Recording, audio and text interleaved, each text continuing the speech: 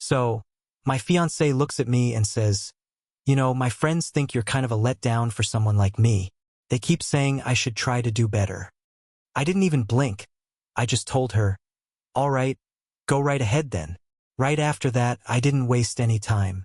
That very same day, I went ahead and quietly called off the whole wedding. The venue, the ring, every single thing. Fast forward 2 weeks later, and my phone is blowing up at 2 in the morning. It's her absolute best friend on the line, totally sobbing, begging me to pick up. She tells me something crazy went down at the bachelorette party and that it involves me. Let me back up a bit so this makes sense. My name is Nathan, I'm 34 years old, and up until 3 weeks ago, I was actually engaged. I was set to marry a woman who apparently decided I wasn't flashy or high status enough to impress her circle of friends. Honestly, the way the whole relationship crashed and burned was just completely unreal, but I'm getting ahead of myself here.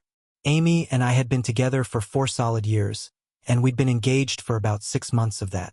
We originally crossed paths through work. She was making moves in PR, while I was handling project management for a mid-sized construction company. It definitely wasn't the kind of job that turns heads at a cocktail party, but it was solid, stable, and paid the bills with room to spare. From where I was sitting, we had a really great, stable partnership going. We went on trips together, cracked up at the same jokes, and regularly talked about a future that included having kids together one day. Whenever we hung out with her group of friends, they always seemed perfectly pleasant on the surface. But if I'm being honest, I did notice they had this habit of constantly gossiping about money, wealth, and status, which always rubbed me the wrong way. Everything finally hit the fan on a random Wednesday evening about 3 weeks back. We were hanging out at her apartment having some dinner. I had actually picked up some Thai takeout on my drive over to her place, but she seemed completely checked out the whole evening. She just kept staring at her phone, giving me these one-word answers whenever I tried to start a conversation. Eventually, I just had to ask her what was going on. Without even looking up from her plate of pad thai, she just casually muttered, "I had lunch with the girls earlier today." I shrugged and said, "Okay, nice. How did it go?" She replied that they were asking all about the upcoming wedding and wanting to know more about me. There was this weird, off-putting vibe in her voice that made me freeze and put my fork right down. I asked her, "What exactly about me?" She let out this massive sigh, acting like I was the one being incredibly difficult just by asking. She told me they were just asking standard questions about my career, what my family is like, and what kind of lifestyle we were going to build together. Then she dropped it. "And honestly, Nathan, they think I could do a lot better. They feel like I'm settling for you." I just sat there in silence for a minute, trying to wrap my head around what she had just said. I looked at her and asked, "So your friends actually think you're settling by choosing to marry me?" She tried to backpedal a bit, saying they didn't use those exact words. She claimed they just felt like I wasn't nearly as ambitious as I should be, and that she really ought to be aiming for a higher tier. Then she added, "And the more I sit here and think about it, maybe they actually have a point." I asked her what exactly they had a point about, and she said she was questioning whether we were truly compatible for the long haul. She told me, "I mean, you're perfectly content with where you are in your career, but I want a lot more out of life. I want to fly first class, live in a gorgeous neighborhood, and send our future kids to elite private schools. Can you actually provide that kind of life for me?" Hearing that, I felt this cold, heavy weight just drop right into my chest. I told her, "Amy, I pull in a really good income. We've spent hours mapping out our future, and you have literally never mentioned that any of this was an issue before tonight." She admitted that she knew that, but insisted that talking to her friends made her realize she hadn't been thinking big enough. She told me, "They honestly believe I should be with someone who commands more attention, someone who makes them jealous instead of someone who makes them look at me and ask, 'So what exactly is it that he does?'" I clarified it one more time. "So, your friends think I'm not impressive, and now you're sitting here agreeing with them?" She just shrugged and said she was just being completely transparent about her concerns. I just nodded my head real slow and said, "All right, if that's how it is, then go right ahead and try to find someone better." She looked completely stunned by my reaction. I told her straight up, "Look, if you genuinely believe you can do better than what you have with me, Go out there and give it a shot.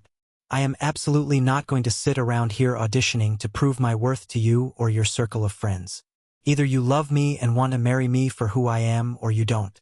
She rolled her eyes and told me, Nathan, please don't be so dramatic.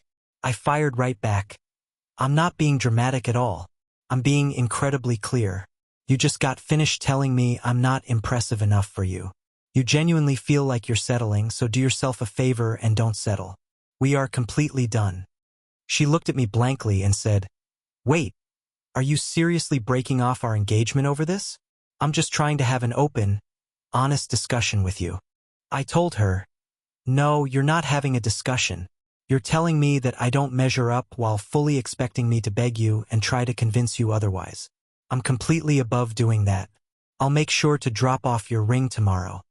With that, I walked out, drove straight back to my place, and just sat there on my living room couch in the pitch black for about 2 hours, trying to digest everything that had just gone down. After that, I got down to business and started making phone calls. First up was the wedding venue. I canceled the booking on the spot. I lost the deposit, but at that moment, I honestly couldn't have cared less. Next, I canceled the caterer, and right after that, the photographer. I had personally footed the bill for about 70% of all the wedding costs because Amy was supposed to be saving up her money for our honeymoon, so almost every single vendor had my credit card on file. I systematically went down the list and called off every single service I could possibly manage that night. The very next morning, I took the engagement ring, an $8,000 piece of jewelry that I had literally spent over a year saving up to afford, and marched it right back to the jewelry store. Luckily, they had a solid 90-day return policy, though they did ding me with a restocking fee, so I walked out with about $6,500 back in my pocket. Once that was done, I fired off a quick text to Amy that read, The ring has been returned and every single wedding vendor I paid for is officially canceled. You are completely free to go out there and aim higher now. Naturally, my phone started ringing the second the text went through. I just let it ring. She proceeded to call me 17 more times throughout the course of that day, so I finally just blocked her number entirely. To give you an update on how things went from there, that very first week after the breakup felt completely surreal. Amy was desperately trying to get a hold of me by reaching out through our mutual friends, hitting me up across social media, and she even went so far as to show up right at my apartment door once. I just completely ignored it and refused to open the door. Our shared friend group ended up being pretty split over the whole thing.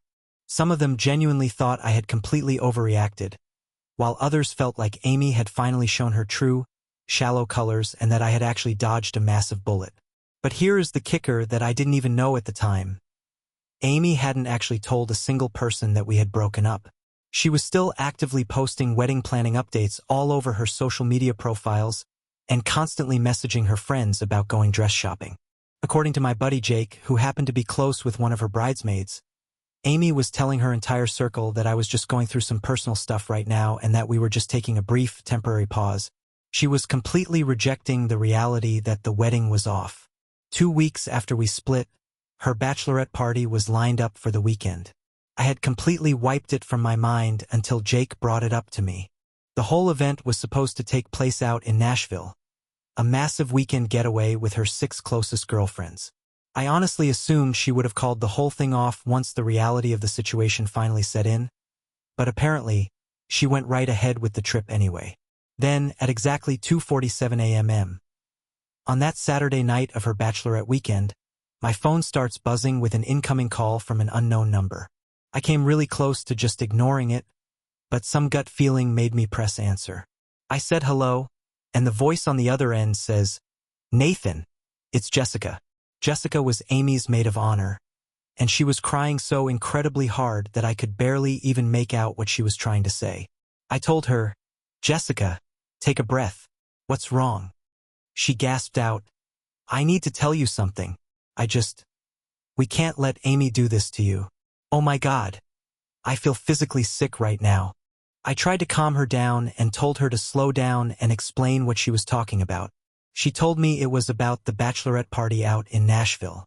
She explained that Amy had been drinking heavily all night long and had finally broken down and confessed the entire truth about why we broke up and exactly what she had said to me during that dinner.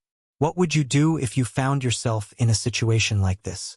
Jessica kept going, telling me, okay. She finally told us what her actual plan is. Nathan. She is completely refusing to accept that you guys are broken up. She honestly believes that if she just keeps pretending and planning the wedding like normal, and then actually shows up at the venue on the wedding date, you will just automatically go through with it because you'll be too terrified to embarrass her in front of all her family and friends. Hearing that, I sat straight up in my bed. What are you talking about? I asked. Jessica revealed that Amy had actually gone behind my back and rebooked every single thing. The venue, the catering, literally every single service I had canceled. She was funding the whole thing using her own credit cards and getting financial backing from her parents. Jessica told me, she literally admitted to us tonight that she knows you were just angry at the time, and she's convinced that when the actual wedding day arrives, you'll show up because you love her. She explicitly said she refuses to let you throw away your entire relationship over one stupid comment. I told her, Jessica, we are broken up. I looked her in the eye and told her we were completely finished. Jessica answered, I know that, Nathan. That is the exact reason I am calling you right now. She is being completely delusional. She genuinely thinks that if she just acts like everything is totally fine, it will magically turn out that way. And the worst part is the other girls here are completely feeding into it. They just keep telling her that you'll eventually come around, that all guys get cold feet before the big day, and that she just needs to stay persistent. I asked her where Amy was right at that moment. Jessica told me she had finally passed out in the hotel room, but added, before she went under, she said something else. Something that made me feel physically ill to my stomach. Jessica started crying even harder at this point. She said that if you don't show up at the altar on the wedding day, she is going to tell absolutely everyone that you were abusive to her. She's planning to invent this horrific story about why the wedding got called off just to make you look like an absolute monster. She literally told us that her friends will have her back and confirm the story, and that nobody will ever believe your side of things because she's the one everyone likes more. Hearing that felt like someone had just poured ice water straight down my spine. I asked, she seriously said that? Jessica sobbed. Yes, I swear to God she did, Nathan. I heard the words come out of her mouth myself. We all did. And honestly, most of the girls in the room just laughed it off like it was some big joke. But I know how Amy operates. She will absolutely do it. She is so completely consumed by the fear of looking bad in front of people that she will gladly destroy your entire life and reputation just to save face. I asked her, why are you calling to tell me all of this? Jessica told me, because the whole thing is completely insane. You are a genuinely good guy, Nathan. You didn't deserve a single thing she said to you that night, and you absolutely do not deserve to have your life ruined like this. I told Amy straight to her face that she was completely wrong about you not being impressive enough. I told her she was being incredibly shallow and stupid, but she completely shut me out and wouldn't listen. And now she is actively planning to either trap you into a marriage or completely ruin your life if you don't go along with it. After she finished telling me everything, I just sat there in total, dead silence for a really long time. I leaned back against the headboard and asked her, hey, are any of the other bridesmaids awake and there with you right now? Jessica told me that most of them had either completely passed out or were way too drunk, but she mentioned that Melissa had overheard the exact same things and was sitting right there with her. She said they both strongly felt that I needed to be clued in on what was going on. So, I asked her straight up, look, can you catch Amy saying any of this on audio? Or at least get some of it in writing? Jessica hesitated for a second and said she could certainly try, noting that Amy had been blowing up their group chat, talking about the wedding details like everything was still moving forward exactly as planned. She figured she could easily grab some screenshots of those texts. I told her, perfect, do that. Send over every single thing you can find. And Jessica, seriously, thank you for making this call. I know it couldn't have been easy for you to do. After we hung up, I just lay there in bed, staring blankly up at my ceiling, completely lost in thought trying to map out my next move. Not even 20 minutes later, my phone started buzzing with all the screenshots Jessica had promised. Reading through Amy's messages to her bridesmaids was honestly mind-blowing. The stuff she was saying was completely unhinged. She was writing things like, Nathan will come around. He's just being incredibly stubborn right now. He'll absolutely show up on the big day because he'd never want to humiliate me like that. And then came the absolute worst part. She texts them, and look, if he doesn't show up, I'll just tell everyone he was completely controlling and that I was the one who called it off. Nobody will blame me for that. By the time Sunday morning rolled around, I was straight on the phone with a lawyer to lay out the whole situation. I went ahead and showed him all the screenshots Jessica had forwarded me. He explained to me that while Amy technically hadn't committed any actual crimes yet, her making threats to falsely accuse me of abuse could absolutely turn into a massive defamation lawsuit if she chose to follow through with it. His professional advice was for me to keep a tight paper trail of every single detail and just prepare myself for the absolute worst-case scenario. Right after hanging up with him, I decided to dial Amy's parents. Her dad was the one who picked up the line. I said, "Mr. Patterson, it's Nathan. I really need to talk to you about a very serious matter." He sounded a bit confused and said, "Oh, Nathan, Amy mentioned you two were working through a few relationship speed bumps. Is everything all right?" I told him flat out, "No, sir. Everything is absolutely not all right. Amy and I broke up 3 solid weeks ago. I personally called off and canceled our wedding back then, but apparently, she has been telling everyone that we are still together, and she's gone behind my back to completely rebook all the vendors." There was this incredibly heavy, dead silence on the line for a moment. Finally, he said, "She told us the two of you were just taking a temporary break." I corrected him immediately, saying, "We aren't taking a break at all, Mr. Patterson. We are completely finished."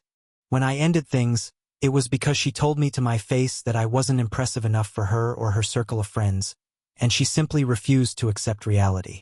Right now, she's out in Nashville telling her bridesmaids that if I don't show up to a wedding I never agreed to, she is going to falsely claim to everyone that I abused her. Her dad gasped and said, "Nathan, hold on. That is an incredibly heavy accusation to make." I told him, "Sir, I have the absolute proof. Her own maid of honor called me late last night because she was so disturbed, and I have the screenshots of Amy's exact text messages detailing the plan. She is actively trying to either force my hand into this marriage or completely wipe out my reputation.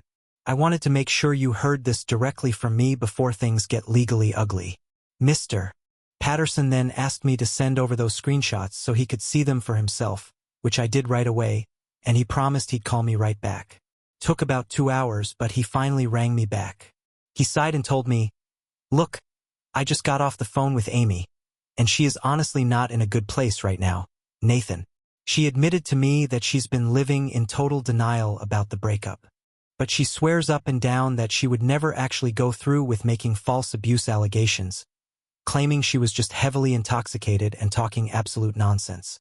I told him respectfully, "With all due respect, sir, drunk words are sober thoughts. There is absolutely no way I can just trust that she wouldn't follow through with it." He told me he completely understood and said, "I'm going to make sure she gets back home from Nashville today, and we are going to sit down as a family and have a serious conversation about this. I'm also going to personally contact every single wedding vendor myself to ensure everything is definitively called off. You have my word on that." I thanked him, and before he hung up, he added, "Nathan, for what it's worth, I think Amy made a terrible mistake here. You've always been wonderful to her, and I am truly sorry things had to end this way." Her parents actually kept their word. They canceled every single booking and apparently staged a massive intervention for her the second she got back. Over the next couple of days, Jessica kept me updated via text. Amy was essentially forced to come clean to her entire friend group, admitting that we were completely broken up, that she had totally sabotaged our relationship by telling me I wasn't good enough, and that her entire plan to force my hand had blown up right in her face. The fallout was immediate. Her whole social circle basically imploded. Both Jessica and Melissa completely distanced themselves from Amy, totally disgusted by the way she had acted. The rest of the bridesmaids felt incredibly manipulated and embarrassed that they had spent all that time and energy helping plan a sham wedding. Needless to say, Amy's reputation among her peers took a massive nose-cone dive. About 4 days after that crazy Nashville weekend, a massive email from Amy popped up in my inbox. The whole thing was a mix of half-hearted apologies and defensive excuses, talking all about how she had been totally confused and swayed by the wrong crowd. She kept insisting she never would have actually gone through with the abuse allegations and that it was just stupid, drunken rambling. At the very end, she asked if we could meet up for a quick cup of coffee just to get some closure, but I chose to just completely ignore it and never wrote back. A week later, my buddy Jake let me know that Amy had officially started going to therapy. Apparently, her parents made it a strict requirement if she wanted them to keep helping her out financially. Honestly, I was genuinely glad to hear she was getting some professional help, but at the end of the day, it wasn't my circus or my monkeys anymore. The strangest part about this whole aftermath was just how many people started reaching out of the blue to tell me I had made the absolute right call. I had old friends I hadn't spoken to in years hitting me up. Even Amy's cousin, a guy I had literally only met maybe twice in my life, sent me a message saying their whole family had always felt Amy was entirely too obsessed with wealth, status, and keeping up appearances. While it felt incredibly validating to hear all that, it also really made me stop and wonder just how many people had been sitting back thinking the exact same thing the entire time we were together. It's been about 2 months now since the night we officially called it quits. All things considered, I'm actually doing really well. I've been putting a ton of my energy back into my work, hitting the gym on a much more consistent routine, and making time to reconnect with a bunch of good friends I had completely neglected while I was caught up in that relationship. Jessica and I have actually stayed in touch quite a bit, though strictly as good friends. She still carries around a lot of guilt for not speaking up much sooner about the way Amy was acting, but I keep reminding her she has absolutely nothing to feel guilty about. She stepped up and called me when it mattered the most, and that's what counts. According to Jessica, Amy actually packed up and moved to a completely different city about 3 weeks ago after securing a job transfer. I get the feeling she was just way too mortified to show her face around here after everything came to light. The whole story got out big time, not because I was running my mouth to people, but because the bridesmaids couldn't stop talking about it and the word just spread like wildfire.